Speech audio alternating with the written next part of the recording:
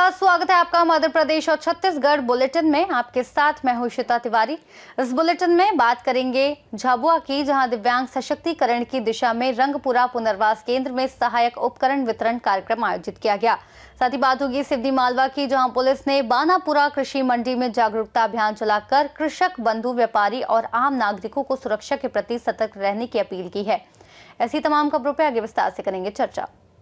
झाबुआ के दिव्यांग पुनर्वास केंद्र रंगपुरा में दिव्यांग जनों के सशक्तिकरण और उनके दैनिक जीवन को सुगम बनाने के उद्देश्य से एडीपी योजना के अंतर्गत निःशुल्क सहायक उपकरणों का वितरण कार्यक्रम आयोजित किया गया, जिसका मुख्य अतिथि महिला एवं बाल विकास मंत्री निर्मला भूरिया और विशेष अतिथि कलेक्टर नेहा मीना ने किया। कार्यक्रम में CWUSN हॉस्टल के विशेष आवश्यकता वाले बच्चों ने आत्मीय स्वागत किया और सांकेतिक भाषा के माध्यम से अपनी प्रतिभा और आत्मविश्वास प्रदर्शित किया।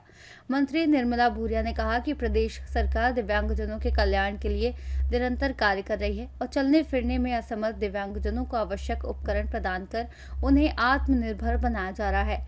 कलेक्टर नेहा मीना ने बताया कि गत वर्ष 281 दिव्यांगजनों को लगभग 55 लाख रुपए मूल्य के सहायक उपकरण प्रदान किए गए और आगामी 3 माह में चिन्हांकन की प्रक्रिया पूरी की जाएगी। उप संचालक पंकज सांवले ने बताया कि इस अवसर पर 117 दिव्यांगजनों को 20,67,338 रुपए की लागत से 258 सहायक उपकरण वितरित किए गए।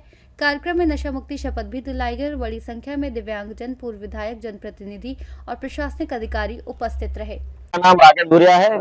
मैं दौलतपुरा रामा ब्लॉक से हूँ।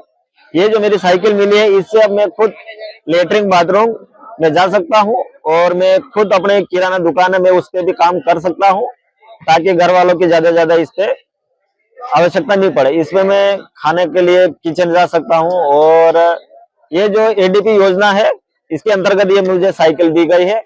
बहुत बहुत धन्यवाद। और इस योजना से हमें बहुत खुश है। और जय हिंद, जय भारत। मेरा नाम मेथू वसुनिया, जाति वसुनिया है, गांव फुलधावड़ी।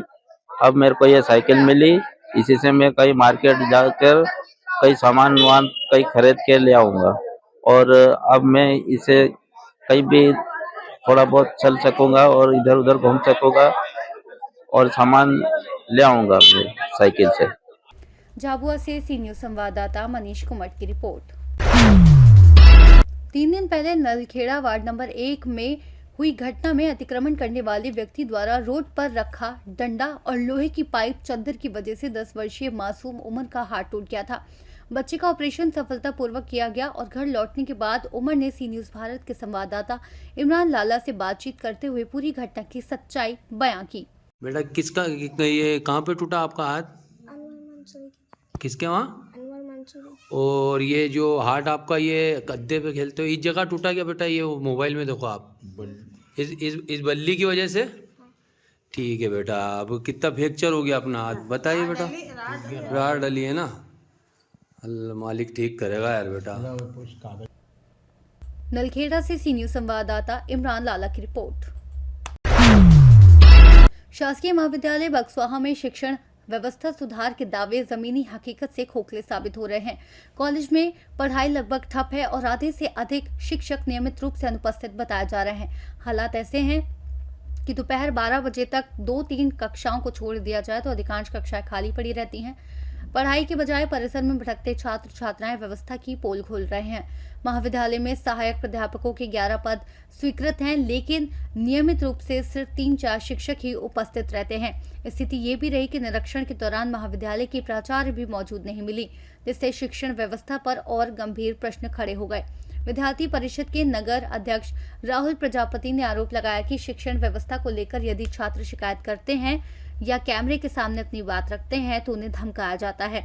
इससे छात्रों में भय का माहौल बन गया है और वे खुलकर अपनी समस्याएं सामने नहीं रख पा रहे। इस संबंध में जब महाविद्यालय की प्राचार्य पुष्पा संवेद से संपर्क किया गया तो उन्होंने बताया कि स्वास्थ्य कारणों के चलते आज मैं स्वयं अवकाश पर हूं। स्टाफ के कुछ सदस्य भी छुट्टी पर हैं और कुछ शासकीय व कार्यालयीन कार्य कर रहे हैं। शाहगढ़ से सी न्यूज संवाददाता भूपेंद्र की रिपोर्ट। गरीबों के हिस्से का अनाज जब गोदाम से निकलकर दुकान तक तो पहुंचता है, लेकिन थाली तक नहीं पहुंच पाता। तो सवाल सिर्फ व्यवस्था का नहीं, नियत का भी खड़ा होता है। कुछ ऐसे ही गंभीर और चौंकाने वाला मामला सामने आया है बीरमपुर राशन दुकान से, जहां सेल्समैन की कथित मनमानी ने ग्रामीणों, खासकर आदिवासी परिवारों को आक्रोश की आग में झोंक दिया है। ग्रामीणों का आरोप है कि नवंबर माह का राशन पाने के लिए बार बार दुकान के चक्कर काटते रहे, लेकिन हर बार निराशा ही हाथ लगी। दिसंबर की स्थिति भी संदेह के घेरे में है। सवाल यह है कि जब सरकार समय पर राशन भेज रही है तो फिर गरीबों को उनका हक क्यों नहीं मिल रहा। इस अन्याय के खिलाफ गांव के लोग एकजुट होकर बक्सवाहा तहसील कार्यालय पहुंचे, जहां उन्होंने राशन दुकान के सेल्समैन मोहित वासुदेव पर गंभीर अनियमितताओं और मनमर्जी के आरोप लगाते हुए तहसीलदार भरत पांडे को ज्ञापन सौंपा। सभी ने एक सुर में मांग की कि सेल्समैन और उसके कर्मचारियों पर कठोर कार्रवाई की जाए, ताकि भविष्य में किसी गरीब को अपने हिस्से के अनाज के लिए भटकना न पड़े। मामले की गंभीरता को देखते हुए तहसीलदार भरत पांडे ने ग्रामीणों की मौजूदगी में ही खाद्य अधिकारी सुगंध जैन से फोन पर चर्चा की। खाद्य अधिकारी को पूरी स्थिति से अवगत कराते हुए ज्ञापन की प्रति भेजी गई और बीरमपुरा राशन दुकान के तत्काल निरीक्षण के निर्देश दिए गए। अम्मा क्या नाम है? लाडली। कहाँ से आई हो? जगारा। जगारा से। हाँ, बीरमपुरा। राशन की समस्या को लेके यहाँ आई हो? हाँ, कहाँ बढ़ता आपका राशन? बीरमपुरा में। बीरमपुरा में। हाँ, तो नवंबर का राशन नहीं मिला ना आपको? मिला तो पिछले महीना को नहीं मिले, अभी को मिले ही नहीं है। हाँ, क्या बोलता है सेल्समैन? जो क्या तो तुम तो चली जा देसी। अच्छा, नहीं देंगे नहीं राशन? देंगे, उसमें है ही नहीं है। अच्छा। कोटा नहीं है उसमें। हाँ। हाँ, अब तो के फिंगर लगवा लो, हाँ। फिर कब हम ले जाते आज ऐसे। हाँ। हाँ, जाकर तो हमने की क्या देखो कहाँ गाओ। हाँ, तो तुम्हें ही में कहा लेने, हम तुम्हें दे हैं। हाँ, अच्छा, ये बोल रहा था कि देंगे? हाँ, उसमें है ही नहीं है। अच्छा। से हमें समझ में आता है कि जो फिंगर लगते हैं जो मशीन पे, उसकी कभी पर्ची नहीं निकलती। और गांव में जो फिंगर लगवाया है, अब मर्जी उनकी दे रहे कि नहीं, अपने पास कोई सबूत जनता के पास बचता नहीं। तो जिसको देना दे दिया, जिसको जैसा जो कुछ वितरण करते हैं अपने हिसाब से। सबका। सर, आज बीरमपुरा पंचायत से कुछ लोग आए हैं राशन की समस्या को लेकर, क्या समस्या हुई है? बीरमपुरा से ग्रामवासी आए हैं, उनने आवेदन के रूप में ज्ञापन दिया है, जिसमें बताया है कि उन्हें नवंबर माह का वेतन वो राशन नहीं मिला है। उसके संबंध में तत्काल सहायक खाद्य अधिकारी श्री जैन से बात की गई, उन्हें आवेदन की कापी डाली गई और तत्काल राशन दुकान पर उपस्थित होकर जांच करने हेतु निर्देशित किया गया। क्या नाम है दादा? बुद्ध सिंह। कहाँ से आए हो? जगारा से। क्या समस्या हुई है बीरमपुरा पंचायत में? बीरमपुरा पंचायत में जो समस्या है कि गल्ला हो गए थे, तो वहाँ कुछ है नहीं कर, तो आज आएगा सो दे देंगे। और नवंबर को कोई गल्ला नहीं दिया है।